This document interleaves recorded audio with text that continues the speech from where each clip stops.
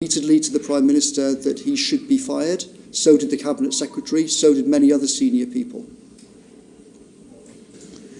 Thank you. In the evidence we've heard so far, and I do understand that we're going to come on to test and trace later, but I wonder if you could comment on why the financial incentives for people with COVID-19 to self-isolate were so fundamentally weak. They were fatally weak, and that is a big problem for the spread of this disease. I think that's right. I think that the Chancellor did an absolutely outstanding job on furlough. But I would point out that him and his team, he had some brilliant people, a guy called Mike Webb, Tim Loynig, Liam Booth-Smith. That team had to basically create the whole furlough scheme completely out of thin air in just a few days. There wasn't any plan for furlough at all. Nothing, zero, nada. They had to completely pull that out of nothing. And the problem that you're describing about the financial incentives on COVID and isolation is, you are obviously completely correct. There should have been a whole plan, but like on testing, like on shielding, there was no plan. When we got to that point and said, right, what are we going to do on financial incentives? There wasn't any plan. Now, if you go back to the 3rd, the government published a document on the 3rd, which was the contain, mitigate, delay thing. When we got that document, right, we'd been told for weeks, we've got all of these plans in place, etc., etc., etc. When we got this document, we leafed through it, and Ben Warner literally said, this is the press release, where's the actual plan? This is the plan. No, this is the press release. Where's the actual plan? Where's the document like that has all the stuff on, things like what you're talking about? Oh, well, we don't know. We haven't got that. We don't know where it is. So on all of these things, it turned out that we in Number 10 were operating on completely false assumptions. This is why I say how I blame myself terribly for not digging into all of this before I did. Like, we started to realise in the last week of February, in the first week of March, that this was the case. On shielding on the 19th, okay, on the 19th of March, I pulled all the officials in on shielding to say, where is the plan on shielding? Not only was there not a plan, lots of people in the Cabinet Office said, we shouldn't have a plan. We shouldn't put out a helpline for people to call because it'll all just be swamped and we haven't got a system. Now, thank God, a brilliant official in the Department for Health worked with a guy called Oliver Lewis, and they hacked together a team. But the shielding plan was literally hacked together in 2 all-nighters after the 19th, I think, of the Thursday the 19th. There wasn't any plan for shielding. There wasn't even a helpline for shielding. There wasn't any plan for financial incentives. There wasn't any plan for almost anything in any kind of detail at all. Rosie? Thank you. Final bit from me. The picture you describe is absolutely terrifying. You described the Department of Health as smoking ruins. What did you mean by that? And did you actually hear the Prime Minister say words to the effect, if the bodies pile up, so be it?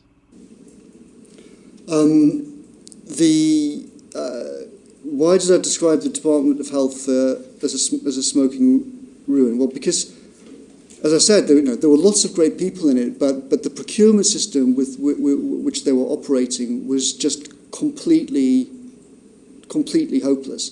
It wasn't set up at all to do. There wasn't any system set up to deal with proper emergency procurement. I'll give you an example of this. On the I think it was the day that the Prime Minister tested positive, whatever that Friday was, the 27th, I think. In that meeting, we were told at the Cabinet table by officials that the Department of Health had been turning down ventilators because the price had been marked up. I mean, it's completely beggars belief that sort of thing was happening. When I was having PPE meetings around the Cabinet room table, we were told, oh, well, the PPE won't arrive, this obviously is not going to arrive for months. Well, why is it not going to arrive for months? Well, because it takes that long to ship. Why are you shipping it? Well, we ship it because that's what we always do.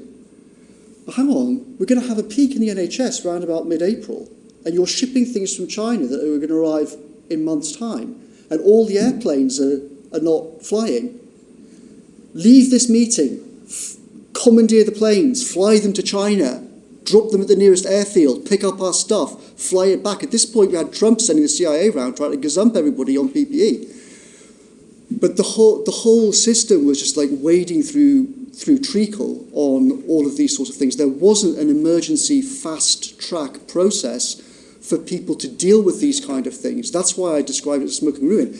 And that's why the Cabinet Secretary quite rightly said, we've got to basically divvy up the Secretary of State's job, because there's just multiple huge things here that are all being dropped. Testing, ventilators, PPE, vaccines, drugs, you name it. Because it was clear that the department was just completely and utterly overwhelmed. Okay, thank you, Rosie. I'm going to go on to Rebecca Long-Bailey, but I just wanted to pick up something that you said, Mr. Cummings. I think I heard you correctly in accusing the Health Secretary of having lied. Did I hear that correctly? Yes. That's obviously a serious charge. Can you provide the committee with the evidence behind that assertion? Yes, I mean,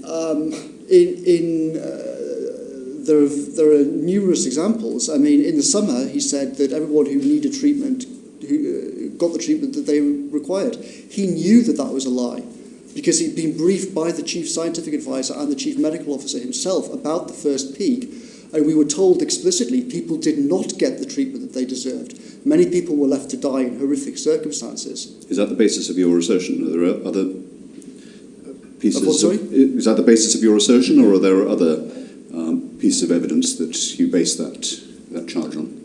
Yes, I mean, in mid-April, just before the Prime Minister and I were diagnosed with having COVID ourselves, the Secretary of State for Health told us in the Cabinet room, everything is fine on PPE. We've got it all covered, etc., etc.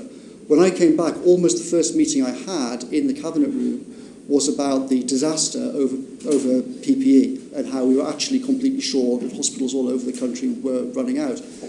Secretary of State said in that meeting, this is the fault of Simon Stevens, it's the fault of the Chancellor of the Exchequer, it's not my fault, they've blocked approvals on all sorts of things.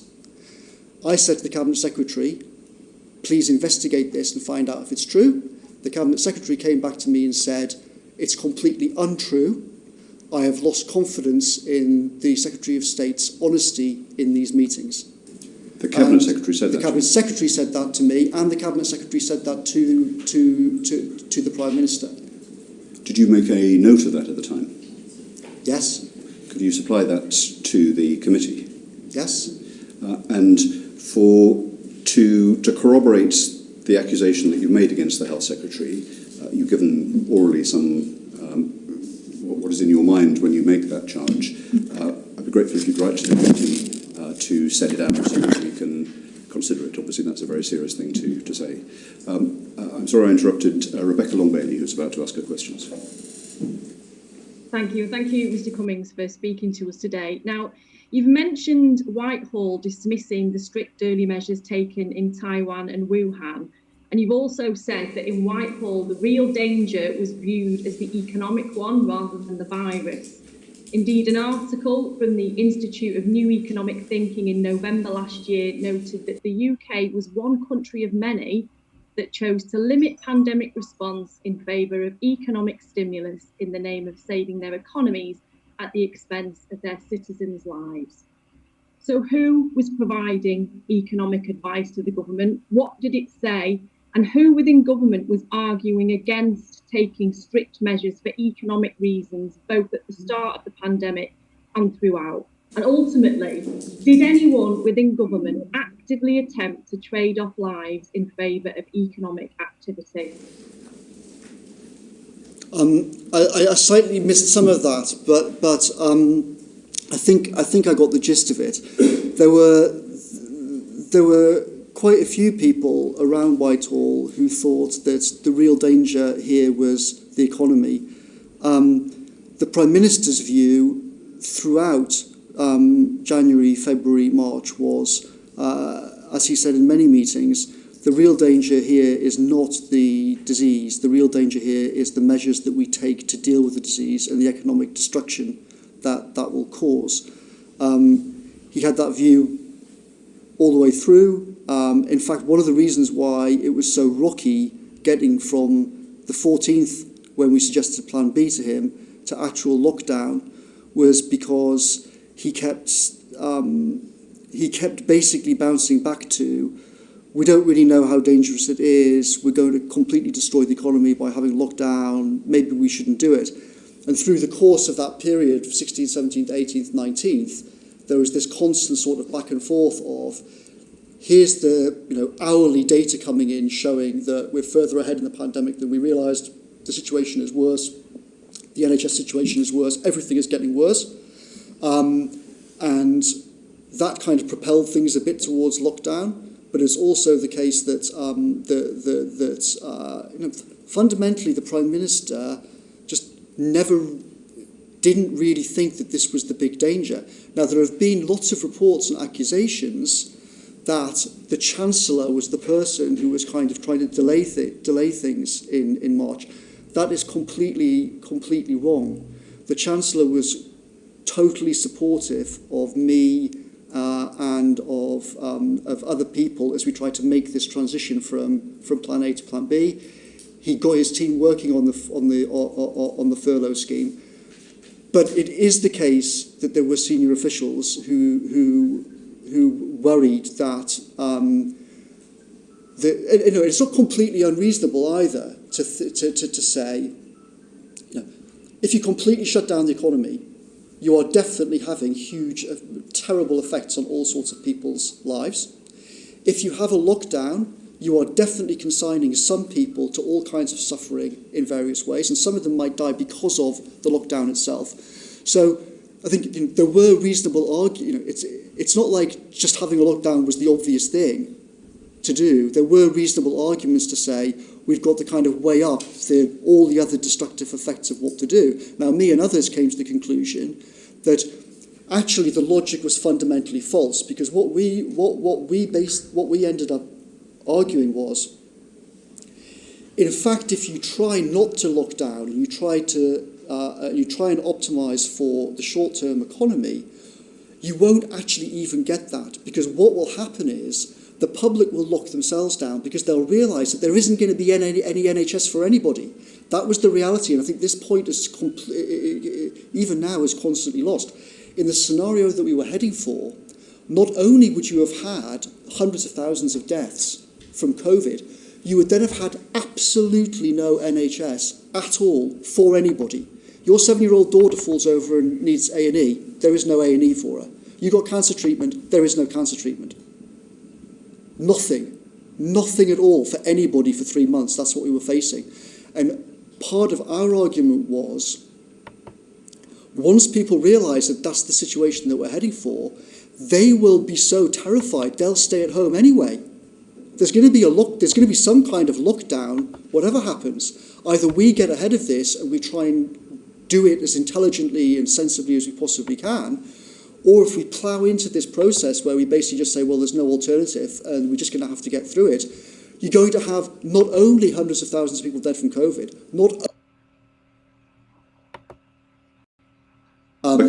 but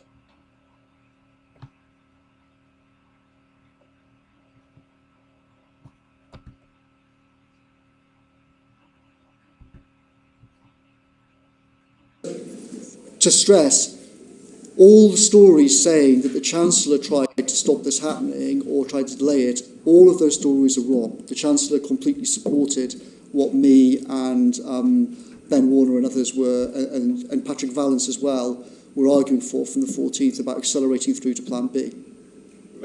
Okay, final question. Point 24 of your recent Twitter thread on the government's handling of the pandemic states that the public inquiry will at no point ask, how does the deep institutional wiring of the party's civil service programme destructive behaviour by putting the wrong people in wrong jobs with destructive incentives? So in your view, who was destructive? What were their incentives? And were those incentives financial?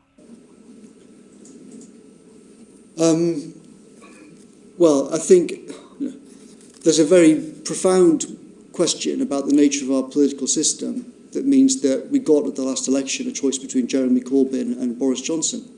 I think any system which ends up giving a choice between two people like that as the people to lead is obviously a system that's gone extremely, extremely badly wrong. There's so many thousands and thousands of wonderful people in this country who could provide better leadership than either of those two, and there's obviously something terribly wrong with the political parties if that's the best that they can do. It's also the case that I don't exclude myself from this. Like, in any sensible, rational government, it is completely crazy that I should have been in such a senior position, in my personal opinion. I'm not smart. I've not built great things in the world.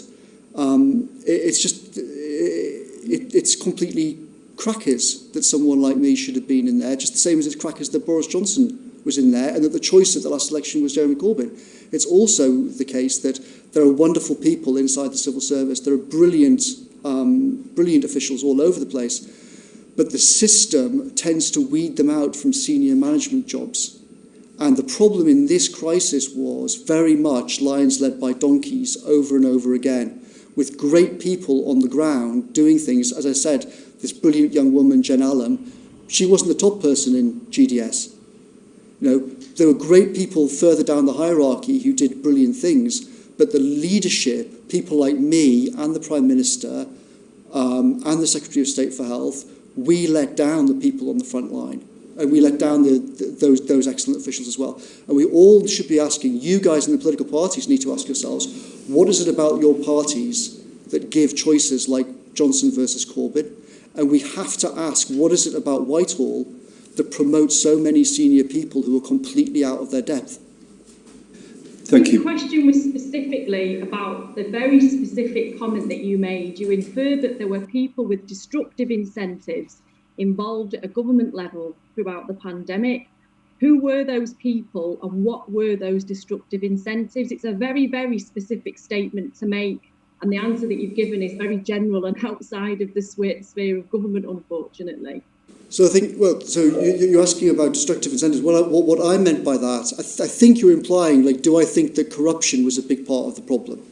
And that's not at all what I meant by destructive incentives. What I meant is that politicians are incentivized to play to the media tomorrow in the headlines, that officials are incentivized to keep their heads down and to follow processes, even when things like that are going to kill thousands of people. The incentives are not programmed to say, how do we get people who understand how to make decisions under uncertainty into key jobs? They are not, how do we get people with brilliant operational capability into key jobs? The incentives are constantly pushing people away from rational behaviour and building what's needed at scale quickly. That's what I meant by destructive incentives. Thank you. Thank you very much, Rebecca. Just before I turn to Laura Trott, I mean, Mr. Cummings, you say that you're not smart enough to keep pace with discussions in SAGE and all the rest of things, but you do, I'm sure, have an appreciation of good order in government. And you told us earlier that Cobra was not a place in which you could have candid conversations because it leaked. In other words, there were unauthorised briefings. Did you ever engage in unauthorised briefings? What do you mean by unauthorised briefings? Briefings that weren't authorised by the Prime Minister and those others in senior positions in government. So in general, sort of my engagement with the media was very different before the election and after the election. Before the election, I had quite a lot of engagement with the media. Once the election was called in October 2019, after that, I had actually extremely little dealings with the media. One of the issues that happened is that in January, I essentially stopped talking to almost all journalists almost all the time. And in fact, during the course of 2020, one of the things that you read constantly, so this basically drove the media mad because nobody in my position had essentially stopped talking to the media for decades.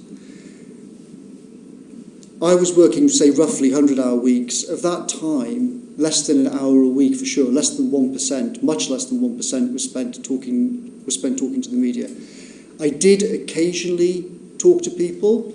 The main person, really, though, that I spoke to in the whole of 2020 was Laura Koonsberg at the BBC, because the BBC has a special position in the country, obviously during a crisis. And because I was in the room for certain crucial things, I could give guidance to her on certain very big stories. For example, I'll give you an example of the sort of thing I did. On the 18th, the Wednesday, the 18th of March, huge rumours spread that there was going to be a London-only lockdown, and pictures started appearing in some of the media and websites about tanks encircling the M25 and cutting it off and whatnot. Laura Koonsberg called me and said, this story is happening. Is it true? I said, I can categorically tell you it's definitely not true. You should definitely not report it. I absolutely 100% guarantee it. And that meant that the BBC did not, like some of the media did, run the story. So but that was really very occasional. I spoke to her maybe on average once every 3 or 4 weeks through the course of the year. Okay. But I actually spoke to the media close to zero in the course of 2020. Well, I did, though, your question about unauthorised, yes, I did talk to people unauthorised in the sense of, actually pretty rarely did I speak to the Prime Minister before I spoke to any journalists. I just got along with things because my view was the Prime Minister already is about 1,000 times far too obsessed with the media and in a way which undermined him doing his own job. So the last thing I wanted to do was to involve him in further conversations about the media. And in fact, I did everything I could to limit the conversations the Prime Minister had regarding the media. So unauthorised in that sense, yes. In an hour a week, you can convey quite a lot of information, whether it's to Laura Koonsberg or anyone else. You've said that Cobra became dysfunctional because you couldn't rely on its confidentiality. You've also said in the context of Sage that there was too much secrecy, that things should be much more in the public domain so that people can interrogate it. Yeah. In that spirit, will you publish the texts and emails that you've sent to members of the media during the period from January to the summer? So I think there's two different things. The SAGE stuff should be published. The scientific advice should be published unless there are very, very specific national security reasons for it. You can imagine some crises where it will be different than COVID. But not your briefings. Sorry? But not your briefings. So I'll come on to that. The Cobra process, I think, is different. The problem there is that the government should be much more transparent. But the answer for that is not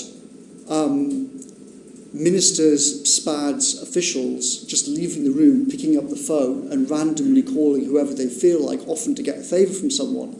That's not proper transparency. It's not good government. What that does is sow absolute chaos through the whole system. What is the case, though, on Cobra is, and I think that the whole workings of the process around Cobra should have been much more open, but done in a kind of orderly way, where it's like, right, here we are, on the record, here is the logic, here is the workings of how we got to it. And I think if people would have been able to see more of the kind of back and forth and the logic, both in SAGE and in Cobra, then it would have enormously helped, because outside experts would have been able to see and go, well, that's not right, or we can contribute to this. But that culture just doesn't exist. In terms of me... But doesn't that apply completely to your briefings of the media, to make sure that they are accurate and authoritative? It would be helpful for there to be in the public domain just in the way that you described the communications from Cobra and the proceedings in SAGE. Well, obviously, the things that on the rare occasions when I spoke to the media myself and tried to explain things, I'm trying to explain what's happening with official government policy. They are for good, high-minded reasons. Official briefings. So it's not in any sense normal for everybody just to publish every conversation that they have with the media. I think. But if that was their intended purpose, it's hard to see how that would work. Well, if that's their intended purpose, it's to give an accurate and fair reflection, to correct misapprehensions, and possibly, as you say, you cited a story that would be wrong. What is the what is the problem with publishing that so that people can see it? Well, I'd be happy to talk to you about it further. I think there's huge lessons around the whole... Well, we're talking now. Can you make a commitment? You've committed to publish other messages, for example, with the Prime Minister and with the Health Secretary and others. Given that these were, as you say, briefings designed to be clear and helpful, in that same spirit, will you share them with the committee? Well, almost all of these things are conversations. First of all, so there's not. So almost all, but some are texts and messages. First of all, there's nothing to share. Secondly, having a system in which all written communication between everybody in government and all journalists is all published is a very, very serious change to how the media operates in this country. I mean, there's all sorts of ways in which you could improve the system. There's all sorts of ways in which you could have greater transparency. I'm not sure that it's possible in a free society to say that we're going to have everybody in government. I mean, would you, for example, say that you would publish all of your WhatsApp messages with all journalists over the last 12 months? I haven't made the commitment that you have today to transparency, to the point that you published an image, a picture of a whiteboard in Downing Street. Mm-hmm. Presumably, that was in a private circumstance. You did it, I'm sure, to be able to put into the public domain helpful information. Yeah. So will you share with the committee, clearly on the basis that the briefings that you gave, such texts as you've retained, would be helpful, will you share them? Well, first of all, I think there's almost nothing that I've got like that, which is actually... Might be very little, which makes it easier. Contribute very much. Secondly, what I certainly would do is look back at my texts with various journalists and see, are there things amongst these that I think have a kind of... what I would say is this: anything which I think has a kind of direct bearing on the decisions that were made and the mistakes that were made, I would be happy to share those. Well, can we be the judge of that, so that we can understand what you were briefing to?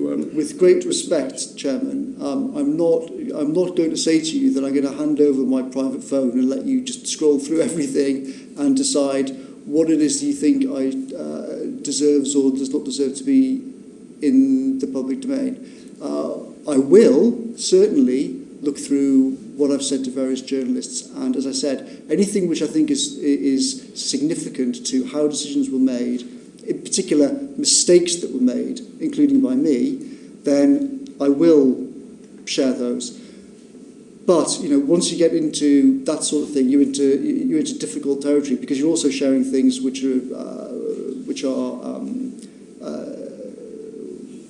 journalists themselves are assuming are going to be private. So it requires a lot of careful thought before we go down such a path like that.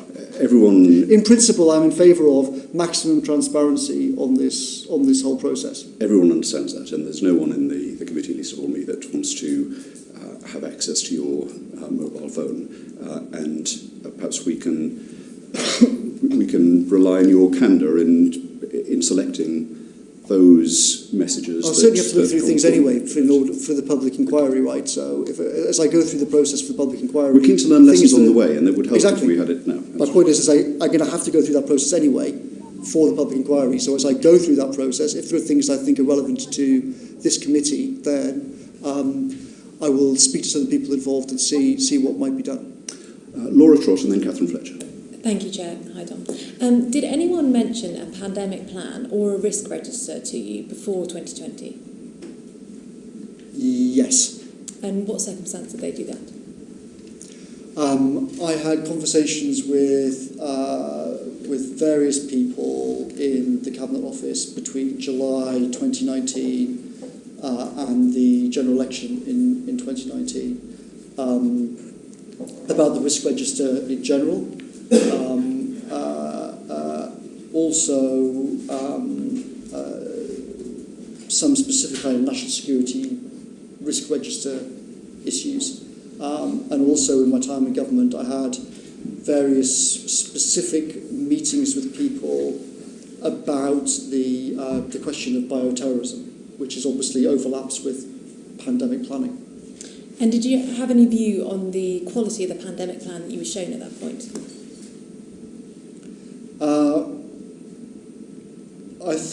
I thought that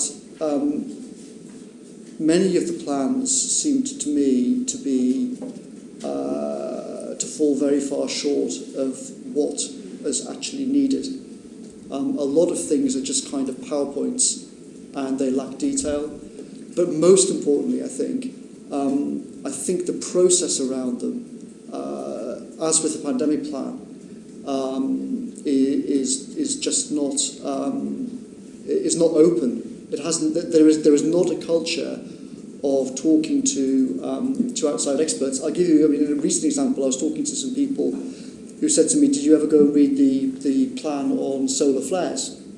And I said no. And they said, "Well, if you get some expert advice on that, you'll see that the current government plan on that is just completely hopeless. If that happens, then we're all going to be in a worse situation than COVID." So I think one thing that I did say to the Cabinet Secretary last year in the summer, and which I ardently hope is actually happening, is there ought to be an absolutely thorough, total review of all such risk register programmes. There ought to be an assumption of making this whole process open. It should be open by default and only closed for specific things. For example, one of the other things very high on the risk register is the anthrax plan. What happens if terrorists attack with anthrax? Personally, I would be extremely concerned that that plan is as robust as it should be. I can't go into any details of it, but I think there's no doubt that everything like that needs the most incredible, careful thought. You know, this country spends tens of billions of pounds on national security issues, but we don't spend anything like the right amount of money or engage the right kind of people involved. Now, bear in mind that on this, as soon as people like Mark Warner and Demis Hassabis and Tim Gowers looked at what was being planned, they could say straight away, this is wrong, the logic's wrong here, the logic's wrong there. I'm absolutely sure that if you opened up this kind of process, not to people like me, who don't, frankly, wouldn't have good questions to ask, but there's definitely a way in which that process could be improved. And did you make those comments at the time in 2019? You said you made those comments to the Cabinet Secretary in the summer of 2020, if I understand you. Yes. Did you make those comments in 2019? Yes. In 2019, we kicked off a whole process around the what became known as the integrated review.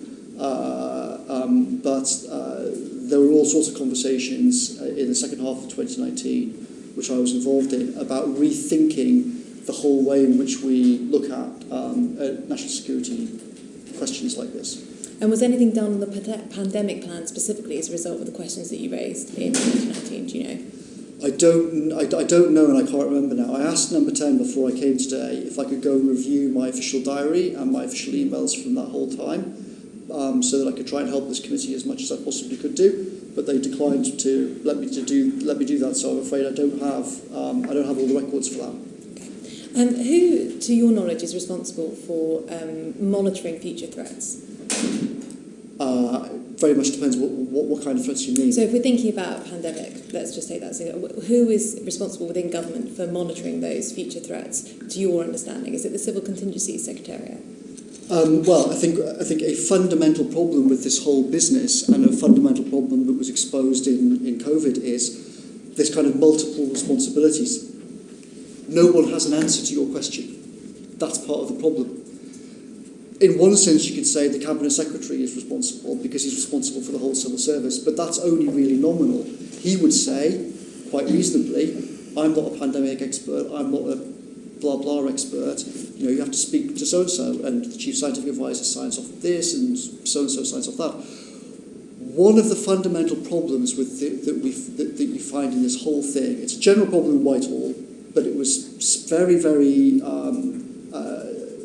clear and disastrous during COVID, is you have this system where, on the one hand, ministers are nominally responsible in various ways for ABC, but ministers cannot actually hire and fire anybody in the department.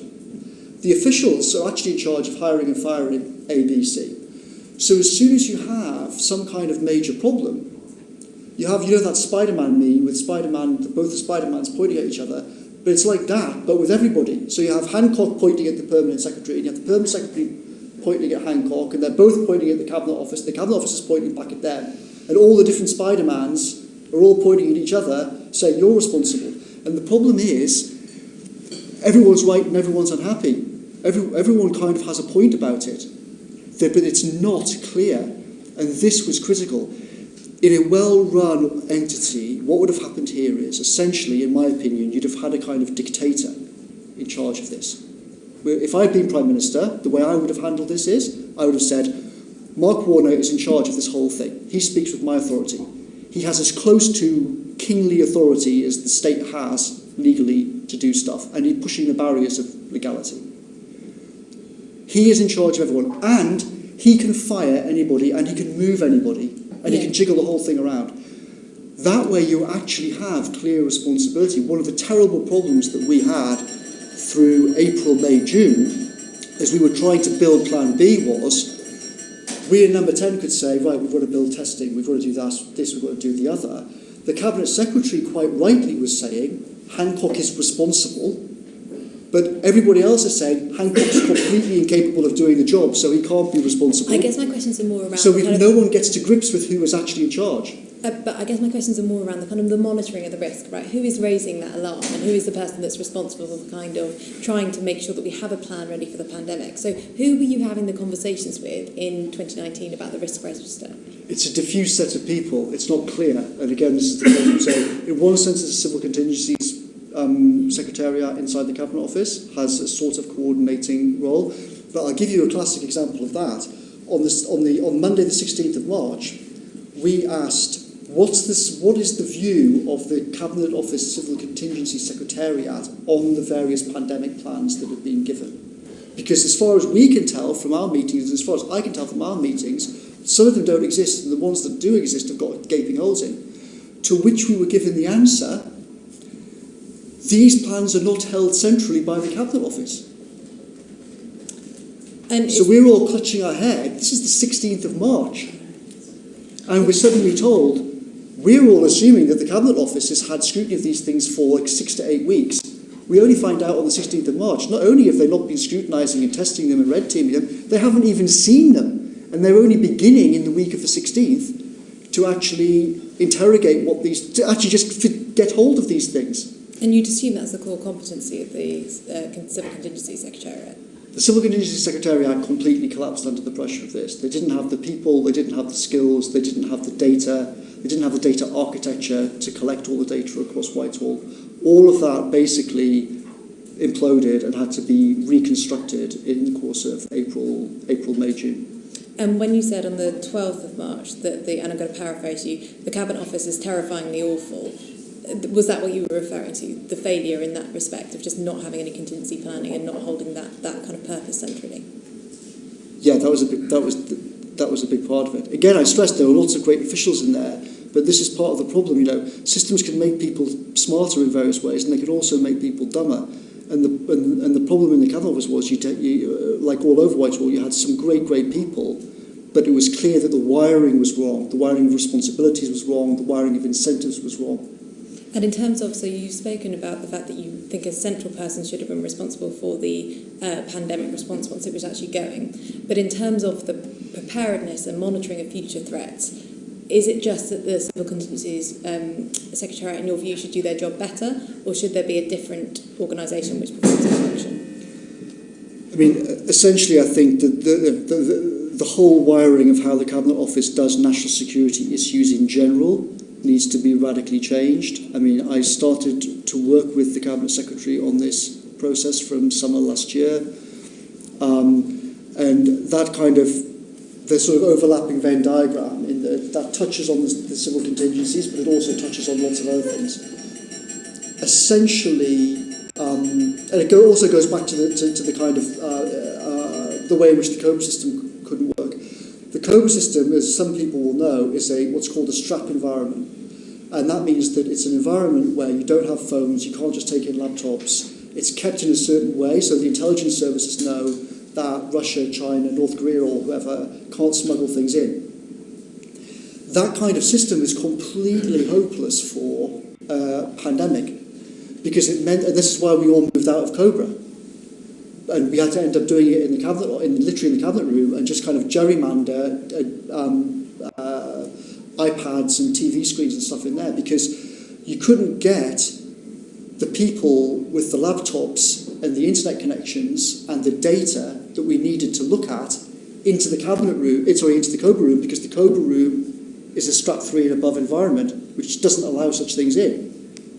So the whole wiring of how the Cabinet Office is set up to deal with this kind of crisis just fundamentally couldn't work. The Cobra, the last Cobra meeting I can even remember downstairs in the Cobra room, it was essentially a Potemkin meeting, because it was with the DAs, and what happened was, as soon as we had these meetings, Nicola Sturgeon would just go straight out and announce what she wanted straight afterwards.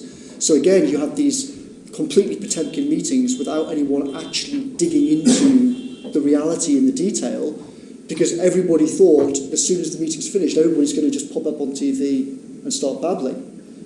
So that whole structure inside the Cabinet Office needs to be completely changed. And the good news is the Cabinet Secretary knows that.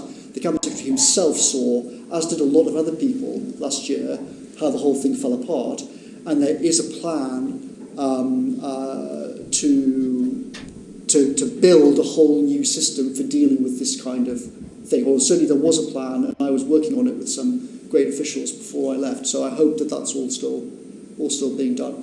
Thank you. Thank you very much indeed, Laura. We go to Catherine Fletcher, who is very obviously a Lancashire MP. Catherine. Thank you, Chair. Okay, we're scientists. This is a hearing of the Science and Tech Committee along with health colleagues from health. Science is driven by actualities and not speculation. And I just perhaps want to return to the data and the raw numbers that you had to inform your decision making in the period, say, between January and April, May last year. What's your assessment of the data? Because we've heard concerns from others. I mean, concerns is it's like saying we've got concerns about the situation in May 1940. I mean, the whole thing was just complete. Let's go on. Let's stay on the data. In all sorts of ways, it didn't exist. So the data system on Monday, the 16th of March, was the following. It was me wheeling in that whiteboard that you've seen from the photo, and writing on, Simon Stevens reading out from scraps of paper numbers from the ICUs, and I would write them down on the left-hand side, and then I would get my iPhone out, and I would go times 2, times 2, times 2, and then I would write another column, and I would say, so if it's doubling every 5 days, these are the numbers that we're going to be looking at. And everyone would look at the whiteboard and go, Jesus, could that possibly be correct? There was no functioning data system, and that was connected with there was no proper testing data. Because we didn't have testing, all we could really do was look at people arriving in hospital. So the whole thing, therefore, is weeks and weeks out of date. Well, once you're looking at ICU numbers as your leading indicator, you know that you're in a world of trouble. Now, fortunately, one of the things that actually worked incredibly well was there's a brilliant official at the NHS called Nin, and she worked with a great British tech startup, and they essentially built in about 4 or 6 weeks a whole new NHS dashboard system. So the situation that was roughly between they started working on it, I think, in the first week of March. In the week around about the 16th of March, the 24th of March, it was still me scribbling things on a whiteboard and hitting times 2 on my iPhone. But by the time I came back from being ill, which was the Tuesday the 13th of April, they basically then had an absolutely brilliant data system. So then you had all the NHS bed data, ventilator data, ICU data. They were then starting to build models and predictions of where the NHS was going. And that made a huge difference. It actually made a huge difference to the whole data agenda across government, because senior people actually got to see on a massive epic crisis how great data, how the difference between a completely non-existent data system and a world-class, really brilliant data system just completely transformed decision-making over about a 4-week period.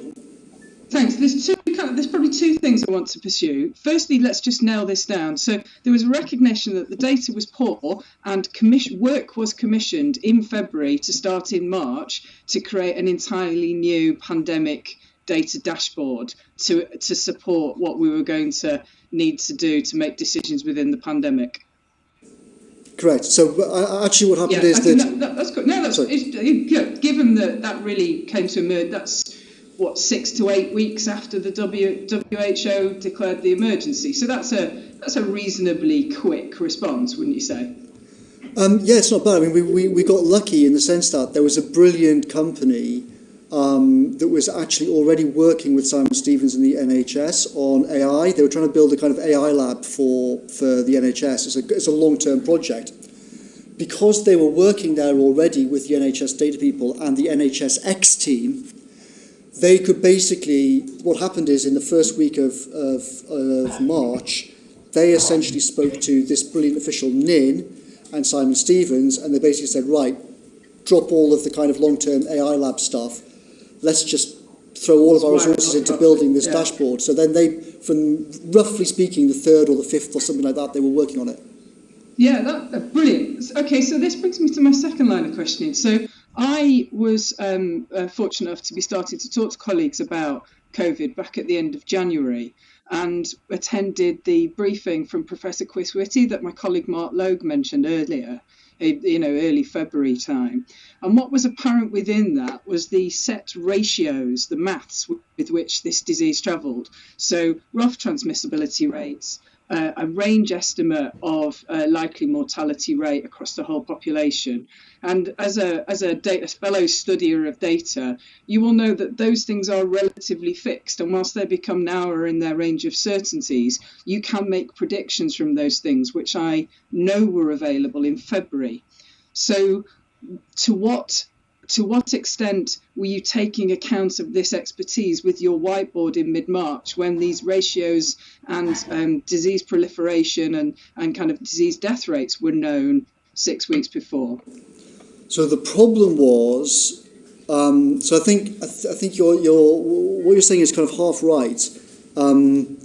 That you're right that a lot of the key numbers we kind of knew roughly, or at least we knew within some kind of confidence intervals. And you could make predictions about those. But where this went wrong was, we now know from various data that in fact COVID had spread faster and further in January and February than we realised at the time.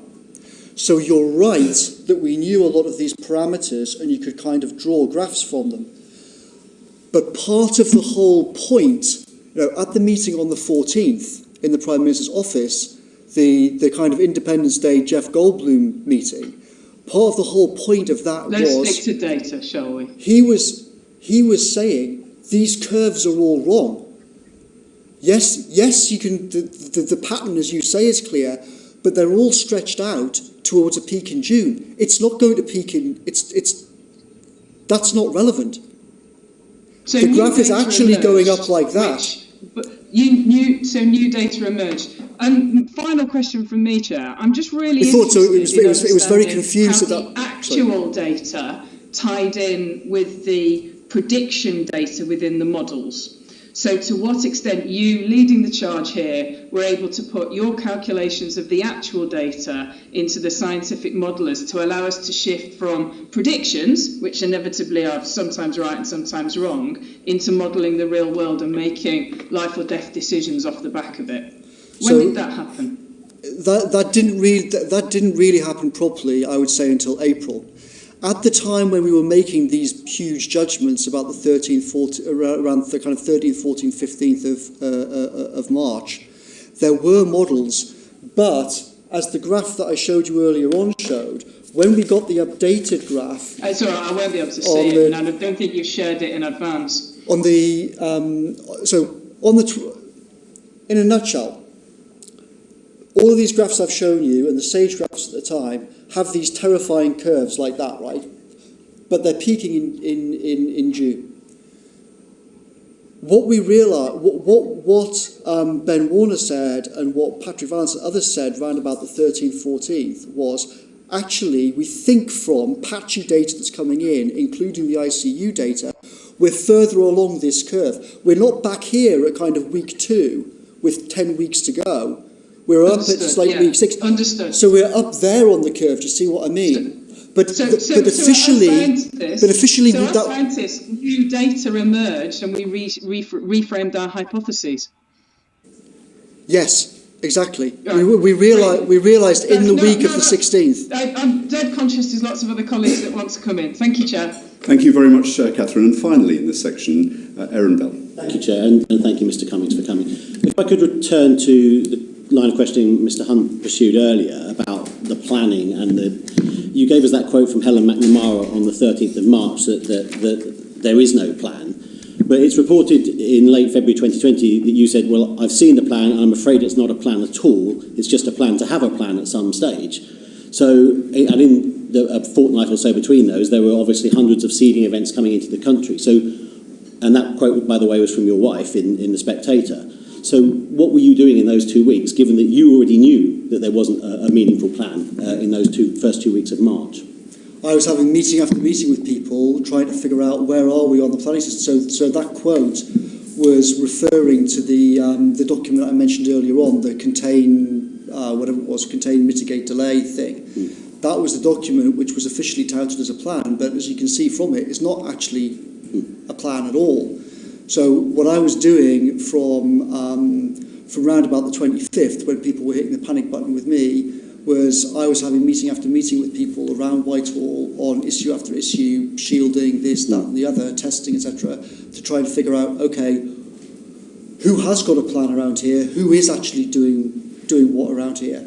And there were all sorts of people doing all sorts of great things, but it was also clear that overall there was not a coherent plan. And in particular, that reference on the night of the 13th from Helen McNamara and with Mark Sweeney was particularly about the NHS. It was about this mismatch of where is the NHS plan to deal with Lockdown. The numbers. No. There isn't one because the NHS capacity is going to be maxed out by a factor of times 10. Like on the night of the 13th, one of the things that Mark Sweeney was talking about was there's not even a plan to bury all the bodies. Yeah. So there was a period when we were saying we were 4 weeks behind Italy, and then very suddenly it became 2 weeks behind Italy when we realised where we were. Yeah. And that was because of the multitude of seeding events that we took place. We now know. Yes. I mean, we got data later about that. Was there any thought given to those seeding events during that early March period? Because obviously quarantine would have potentially delayed it and given us a little bit more time. Was there any thought given to that at all? Essentially, no, and it's connected with what I said earlier on. The official view was it's inevitably going to spread. Mm-hmm. In retrospect, obviously, we should have had individual isolation in February. We should have had household isolation in February. We should have had, obviously, in retrospect, we should have had the Taiwan system, right? We should have closed the borders. We should have ramped up testing. We should have had masks compulsory. We should have had compulsory quarantine properly enforced. All of those things should have been happening in January. So that was flawed scientific advice. And our committee heard from Patrick Vallance on the 25th of March last year that basically the government was entirely following scientific advice through this period, more or less. So, and we were ranked second for pandemic preparedness on international comparisons, which are obviously based on utterly flawed criteria. So this is all groupthink again. Yes. But so in your view, were all ministers, from the Prime Minister downwards, badly advised in that period before the first lockdown by the people who should have been looking out for them, the civil servants and scientific advisors?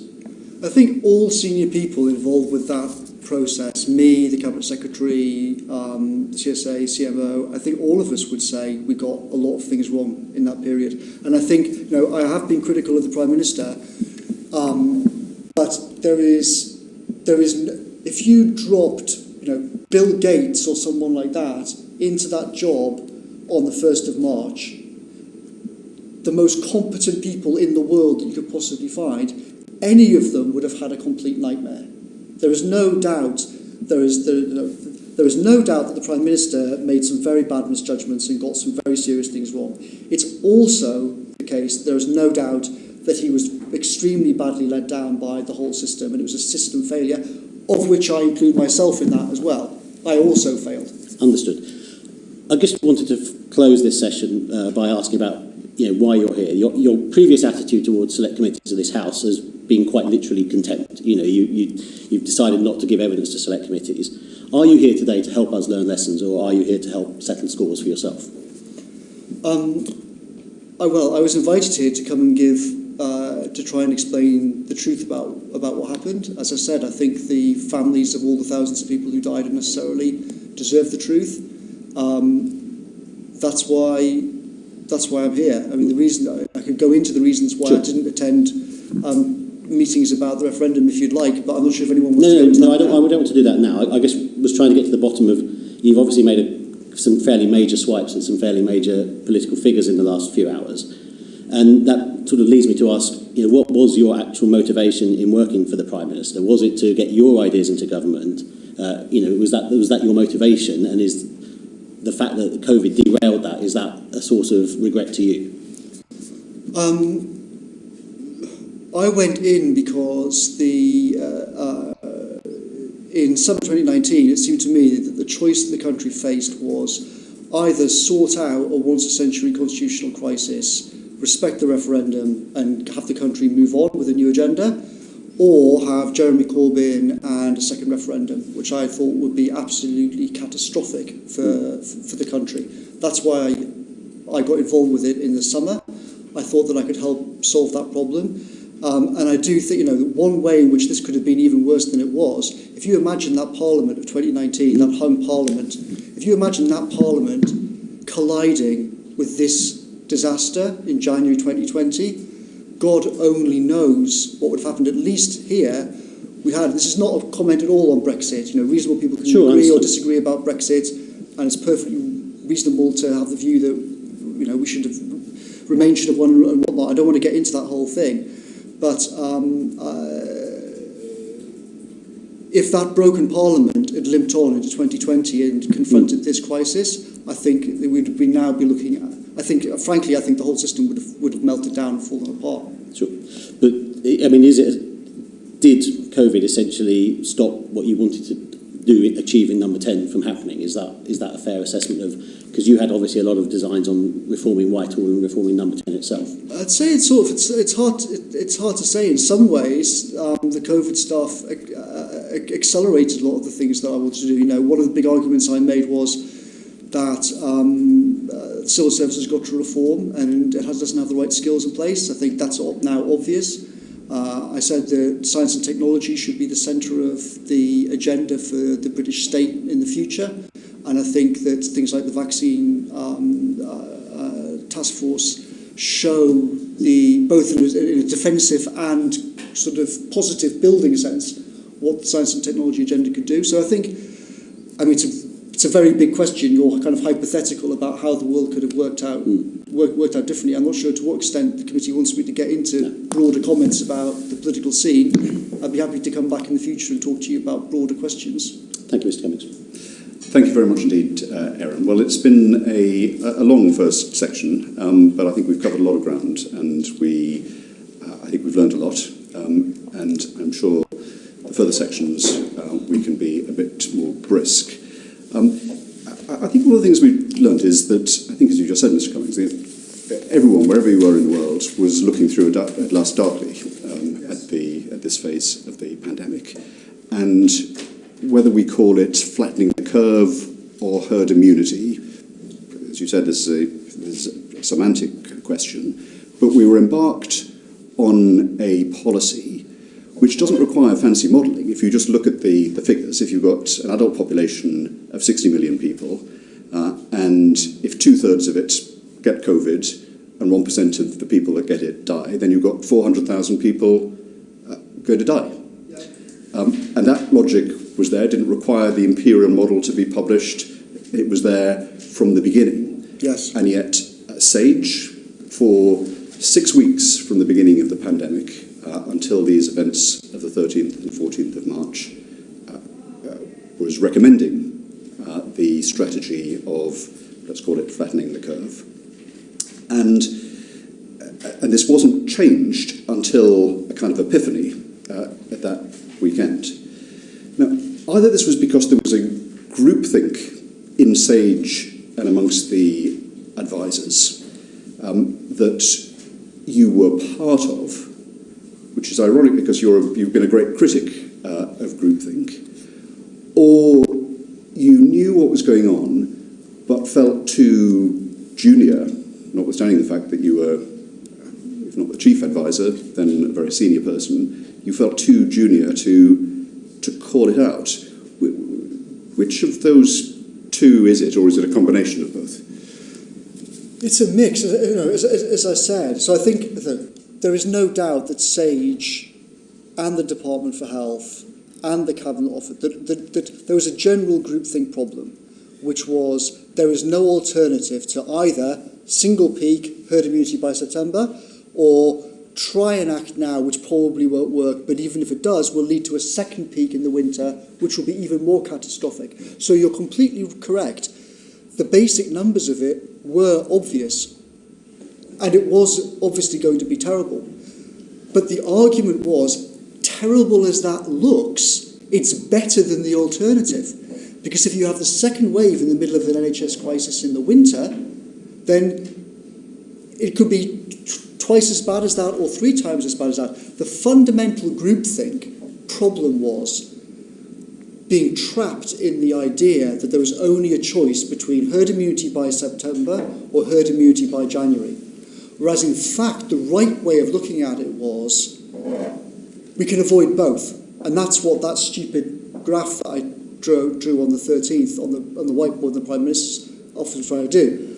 You push up the line of the NHS capacity by build and all sorts, and you manage a kind of wiggly line along below.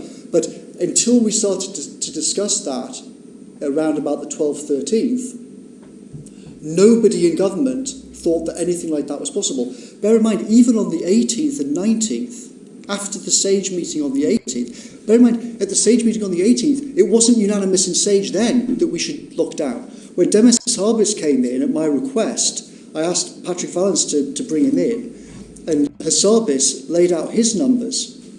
You know, he's one of the top data science AI people on the planet, if not the top one.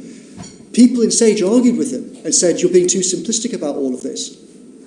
And then Tim Gowers, the Fields medalist at Cambridge, said, no, that's not correct. Demis is right about this. But that was, to be fair to the PM, the scientists were still arguing about that at SAGE on the 18th. And after that meeting, very senior officials of the Department for Health said, we don't understand what people are now talking about with this possible plan B, because after we come out of lockdown in a month's time, it's just going to come straight back up again and we're back to square one. So why the hell would we do that? But you were a person of significant influence, and you late on began to realise the consequences of this. Yeah.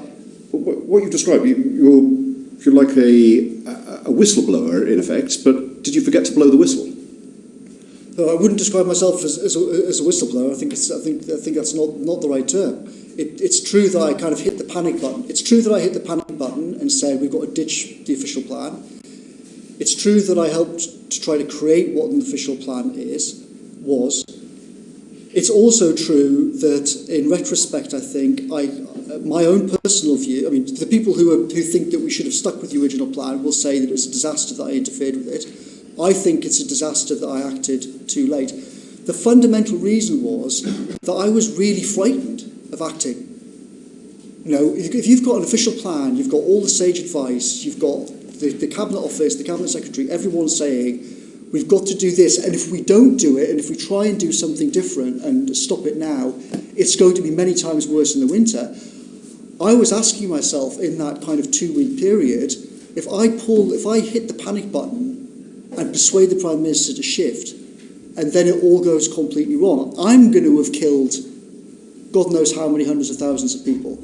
And that's why essentially, I don't know if I did the right thing or not in the end, but that's essentially why it was the combination of Warner, Gowers, Hassabis, who were each of whom is 1,000 times smarter than me, looking at the official documents and just saying, everyone has completely lost the wood for the trees in this whole thing. It's not complicated, Dominic. Forget all these complicated models.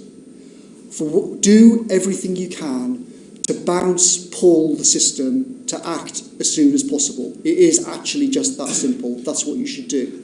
But I only had the confidence to do that once I knew that people who were much smarter than me had looked at it and said, basically the SAGE groupthink is wrong, the DH groupthink is wrong, we've got to change course. And as I say, I apologise for not acting earlier, and if I had acted earlier, then lots of people might still be alive.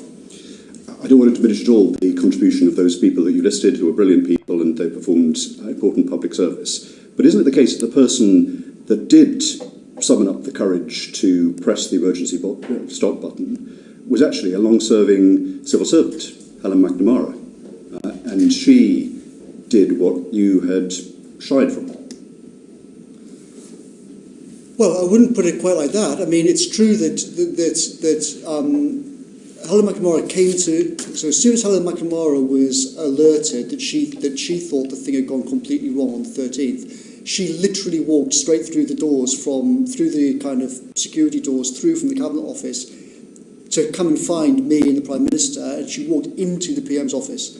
And I definitely think she deserves enormous credit for that. She came straight to her, she didn't try and hide it. She said, I think something has gone catastrophically wrong, and I've come here to tell you and the Prime Minister that. And that was, like, roughly speaking, 7 or 8 p.m. on the Friday the 13th. I think she deserves huge credit for that. And that was another kind of thing that gave me the confidence the next morning to say to the Prime Minister, something has gone terribly, terribly wrong. Like, I don't know what or how exactly this has happened, but it's clear that there's just something gone wrong in the wiring of the system. Thank you very much indeed. It's been a fascinating session. We're going to adjourn now for 15 minutes and we will resume with Jeremy Hunt in the chair for the next section. Order, order.